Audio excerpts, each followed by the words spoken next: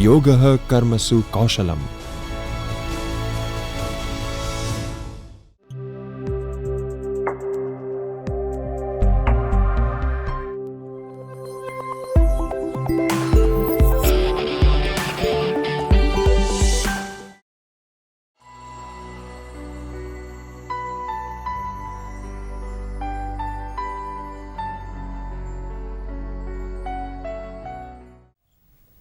Hi, welcome to the session on Introduction to Human Resource Management, which is the first session in this course. We are going to discuss what is Human Resource Management, or in brief HRM, functions of the HR manager and the current trends in the role of human resource managers. Further, we will discuss the concept and techniques required by non-HR managers along with the personal aspects of management. Finally, we will conclude with why HRM is essential for non-HR managers. In this session next, we will spend some time looking at how different experts have defined and explained human resource management. According to Edwin Flippo, human resource management is the planning, organization, directing and controlling of the procurement, development, compensation, integration, maintenance and reproduction of human resources to the end that individual, organizational and societal objectives are accomplished. Adding more, Michael Armstrong defined human resource management as a strategic and coherent approach to the management of an organization's most valued assets, the people working there who individually and collectively contribute to the achievement of its objectives. As Dessler and Warke put it, an organization consists of people with formally assigned roles who work together to achieve organization's goals. A manager is a person responsible for accomplishing these goals by managing the efforts of the organization's people.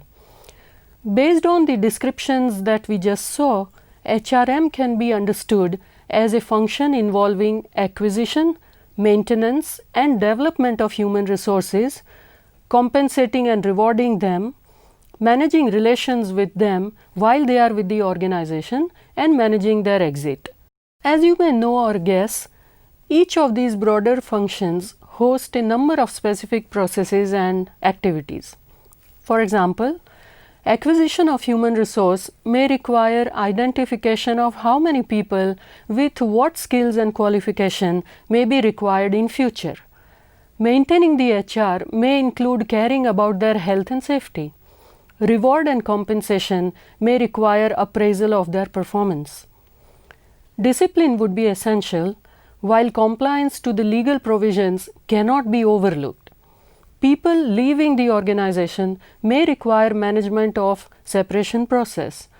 Please watch the video in the online content area to see how even a non-HR manager performs all these processes in his or her daily life.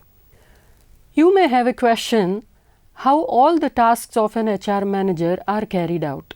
We present the process of HRM next. For example, let's discuss what is acquisition of human resource.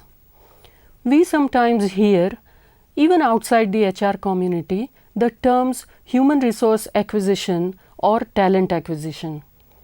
These terms have recently become popular in the context of recruitment. While both the terms have been used interchangeably, there is a significant difference between the two. Traditionally, the human resource acquisition process has focused on filling open positions in the organization, while the talent acquisition aims at building talent pools for future hiring needs as elaborated by Dessler and Warke. Let's understand that by way of two examples. Abhay is an architect who is working for a firm which takes up projects from clients and provides consultation for design and development of new buildings. Abhay reports to the chief architect who has just started working on a new project. Abhay has just been told by his boss to find and hire 2 draftsmen from one of the local engineering colleges. Abhay could get the names of at least 10 engineering colleges in the city and began to wonder how he was going to get the 2 draftsmen for his boss. You are right, he has an HR acquisition problem at hand. Not too far away, Karthik Patel, the MD of a software services firm, was searching for a senior professional whose joining could enable the company to bid for requirements in those areas of software development which the company had not so far. What he is looking for is a talent which can then form one of the components of business development by the company. At the operational level, though, these two terms are used interchangeably or seen as overlapping depending on the needs of the organization. Next is compensation. When we hear the term compensation, we mostly think about how much a person is getting paid. Although it is true, it is only one aspect of the concept. Of course, the compensation includes a person's base pay. But in many organizations, the salary of an employee is a multi-component package in which perquisites and allowances are added as a percentage of base pay. Depending on the employee's responsibilities and conditions of the job, expenses incurred may also be reimbursed. For example, Karthik Patel's firm may encourage his senior managers to read business magazines and books so as to keep up with the current events and trends. The expense of subscription to business magazines, reports and books may be reimbursed by the firm. Or Abhay may receive house rent allowance which could be 10% of base pay, while fuel expenses incurred by him may be reimbursed when he submits the actual bills. Next is training and development. Have you ever trained any employees or received any training yourself?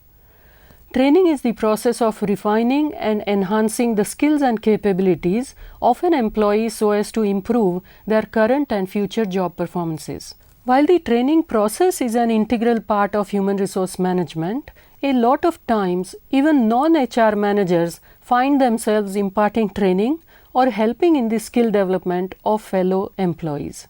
If Abhay, the architect, demonstrates to his new recruits how to fill up some of the details required in an RFP or request for proposals so that his firm could bid for new projects, he is training his employees.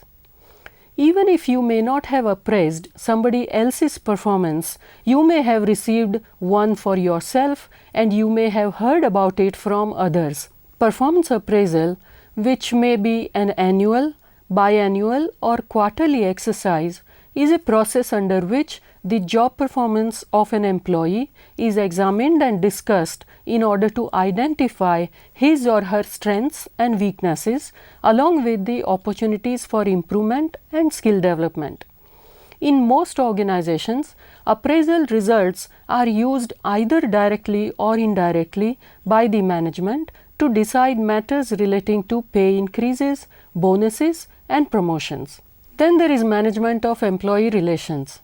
The term labor relations, also known as industrial relations, refers to the system in which workers and their representatives, employees, employers and government interact to set the ground rules for governance of fair and amicable work relationships. As a manager, one may have interacted with the government representatives, employees and or workers in his or her department regarding the work environment or related issues. For example, if Abhay is a consultant for a large construction project, he may come to know that the builder is responsible to provide basic safety and sanitation on the site for his workers. If they are expected to stay on the site, temporary living quarters may also have to be constructed. If the construction project employs male and female workers, they may be paid equally for equal work. The obligations of employer are often defined by law and they must be complied with. Next is health and safety and fairness. Non-HR managers play a vital role in ensuring well-being or health and safety of employees in the workplace. While managers are not expected to know the technical or physical aspects of workplace health and safety, they should know when and how to use the existing resources to respond to the employees' concerns. In many organizations, health and safety responsibilities are with the human resource department. However, today's complex work environments, non-HR managers are also increasingly getting involved in those processes, as it is not always possible for the human resource department to understand and address the issues in all the other departments explicitly. In order to meet these additional responsibilities and ensure smooth functioning of their departments, managers must understand their health and safety responsibilities at different supervisory levels within the organization. The visual representation of human resource management process may be made as follows.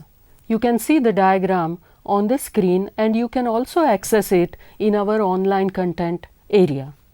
As we have seen in the diagram, the process involves various functions like human resource planning, conducting job analysis, recruitment and conducting job interviews, selection of human resources, employee orientation and training, compensation, benefits and incentives, performance appraisal, employee retention, career planning, helping the employees maintain quality of work life, employee discipline, prevention of harassment, human resource auditing, maintenance of industrial relationship, looking after the welfare of employees and safety issues, and compliance with the laws.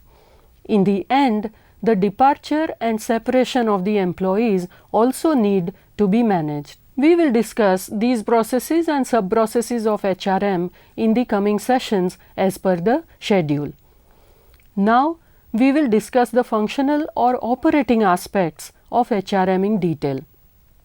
Whether the organization is small or large, whether it is a manufacturing unit or a service organization, whether it is capital intensive or not, high-tech or not, whether it aims at making profits or otherwise, it is impossible to imagine its strategy formulation and implementation, the deployment of technology or rendering service, catering to the needs of customers and stakeholders without effective management of human resource. Experts agree that there are 5 major functions of management: planning, organizing, staffing, leading and controlling. In total, these functions represent the management process. As a non-HR manager, one may have performed some or all of these functions. Next, we proceed to understand the specific activities involved in each function. Let's discuss what is planning. Planning is a common term, and we all plan our activities in our daily lives, whether it be deciding at what time to wake up in the morning so that we reach the school or college or work on time, or deciding how much to spend on a particular activity. From an organizational perspective, the term planning involves establishing goals and standards for the organization. It includes developing rules and procedures for the company along with the present and future plans to execute and achieve the goals. If the owner of a startup is thinking about how many people to hire, or the next year because of the business doing well and more help is needed, the promoter is not only planning the business in the next year, but HRM is involved too. Next is organizing. Organizing involves creating a structure of a task or set of tasks. Large and complex jobs or work are divided into smaller, more manageable components, and then they are integrated for achieving the final outcome. Specific tasks are assigned to specific positions so that confusion is avoided. At the organization level, it includes creation of departments, assigning authority and responsibility to the subordinates, and ensuring coordination among these departments. If an owner of an online business thinks of opening up a shop while continuing to sell online, she is structuring her work. Soon her arrangement is going to involve human resource management in terms of positions and recruitment. Staffing is a broad term which involves understanding and determining the type of people to hire, recruiting prospective employees, selecting and allocating employees to different departments are the major constituents of staffing function. However, once the employees are hired, also required are the functions such as training and developing the employees, setting performance standards, evaluating the performance of the employees, counseling the employees as required, and compensating the employees satisfactorily. In the previous example of selling one's product online as well as offline through a shop, if the owner is thinking about hiring one shop manager and one shop assistant as well as one accountant and is thinking about what should be their responsibilities, qualifications and pay, then she has not only structured the work and created the positions, but she is thinking about staffing. Next comes leading. Leading is a versatile term which involves supervising the work of subordinates, creating a sense of purpose among them, inspiring and motivating the employees to accomplish the goals. Leadership is a multidimensional function. It may be difficult to give an example which illustrates all the dimensions in one. But let's say when the business survives the initial phase, at some point there may be a question involving how exactly will the growth be achieved in future.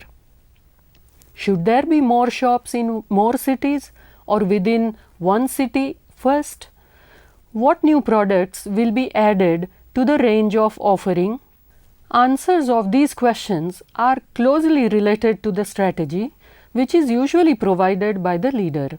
The direction provided by the leader decides what kind of organizational capability will be required, and in turn that shapes the expectations in terms of employee skills, abilities, knowledge and more. Next is controlling. Controlling involves scrutinizing the actual performance and comparing it with established standards and taking corrective actions if needed in order to reach the goal. Effective control helps ensure that performance benchmarks are met and deviation from the planned path is either avoided or minimized. Effective management of HR helps the managers carry out the above functions with greater effectiveness. Next, we will see some of the roles where a non-HR manager carries out the role of HR manager. One can be conducting job analysis, that is determining the nature of each employee's job. Another could be estimating the need for new employees and recruiting the candidates. Yet another could be interviewing and selecting the candidates who have applied for jobs, and the last one could be orienting the new employees. We can look at some more examples, including training and development of the employees, compensating employees for their work and accomplishment, providing incentives and benefits, appraising employee performance, communicating, for example, instructing, giving feedback, counseling and disciplining, building employee commitment, managing discipline, cordial employee relations, and responding to employee disputes and other issues and problems. There could also be complying with legal requirements, and there's more. So, let's move on to what are the common issues and trends in HRM. In the modern times, managers face new and diverse challenges every day. Let's look at some of them and the ways to deal with those challenges. There are strategic issues. In order to realize the strategic intent of the organization, capabilities are needed. As the environment changes, these capabilities change too. The employees of the organization need to develop competency to perform in ways that help the organization adapt to the changes and achieve its goals. Effective managers support and guide desired employee performance through setting up and implementing systems, policies, and processes. This aspect is vital for the organization as desirable employee behavior and skills don't develop overnight. It takes thoughtful planning and execution. Desired behaviors may be best assessed or predicted by the managers working in that department. It is the responsibility of the management and in turn of the managers to ensure that the skills of the employees don't become obsolete and that the employees stay productive not only in the short term but also in medium to long term. Then there is also improving employee performance. An organization needs to meet its current and future performance needs in line with its strategy. There would be areas where improvement would be required so that the expected performance is realized. The managers nowadays can use three main levers to improve the firm's performance. First lever is operations of the department. Managers ensure that the human resources deliver their outcomes effectively. Some of the ways in which the efficiency of the human resources can be enhanced are close attention to HR headcount, use of technology such as web-based employee pre-screening, and outsourcing some of the HR activities such as payroll management. Second handle is employee cost. Human resource manager takes a prominent role in advising top management about the company's staffing levels and in setting and controlling the firm's compensation, incentives, and benefit policies. Third handle is strategic management. The HR manager puts in place the policies and practices that produce the employee competencies and skills the company needs to achieve its strategic goals. Not only does this make the employees more robust in their skills, but also helps achieve the organizational goals while helping the employees derive satisfaction from their work. Then there is measuring of performance and outcomes. We just saw that apart from the organization's performance, examples of other important outcomes of its activity are employee satisfaction and turnover. Measurement is important for effective management of both. Managers are expected to provide measurable, benchmark-based evidence of efficiency and effectiveness of the existing and proposed performance and outcomes of their departments. Managers use metrics to measure a number of skills which can be presented to management.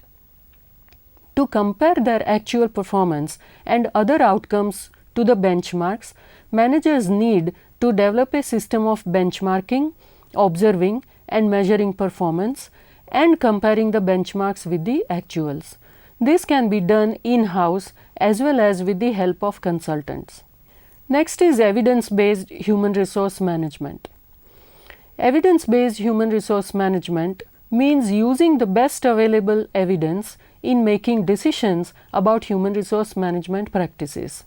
Some of the evidences could be analysis of user data, facts, analytics, and critically evaluated research or case studies to support human resource management proposals, decisions, and practices.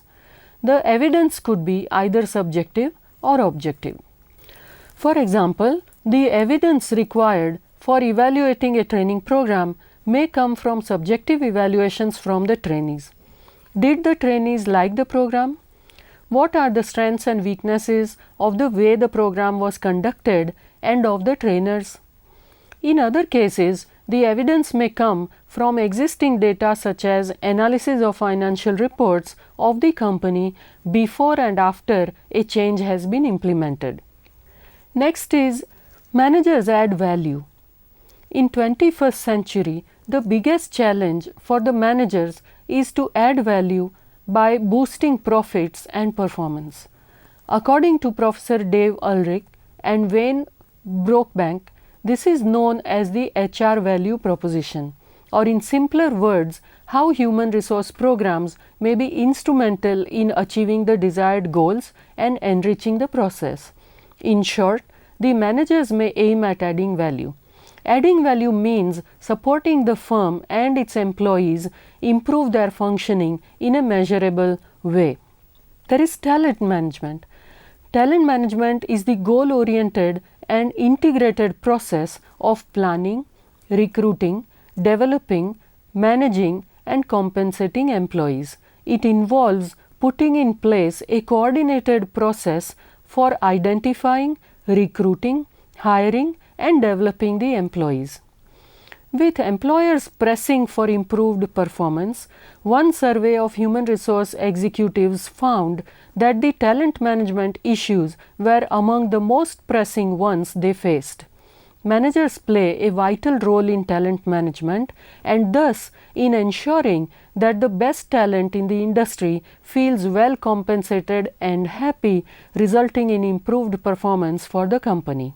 Some of the common mistakes can be seen as we will now. So far we discussed some basic features of HRM.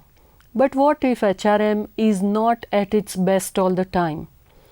It is the humans who handle this function and humans are prone to mistakes. So next we present some common mistakes that managers make while handling HR functions. First is estimate incorrectly the number of new recruits needed. If the estimate is higher than necessary, the organization will end up hiring more people than needed. You can imagine the implication of that on the employee costs and morale. On the other hand, if we estimate the needs lower than actual, the organization will not have enough employees for the work required. That may result in unfinished tasks, stress to the existing employees, for example. Next is not plan effectively for recruitment and selection.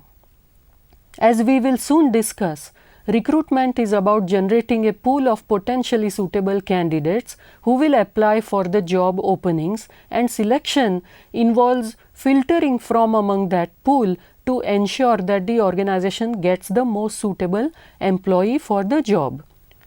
If recruitment and selection are not effective, then the expenses incurred for these processes will yield lower returns, the job announcements may not reach the right audience, managers will spend inordinately long time in sifting through the candidate papers, and the selection process may be biased and haphazard.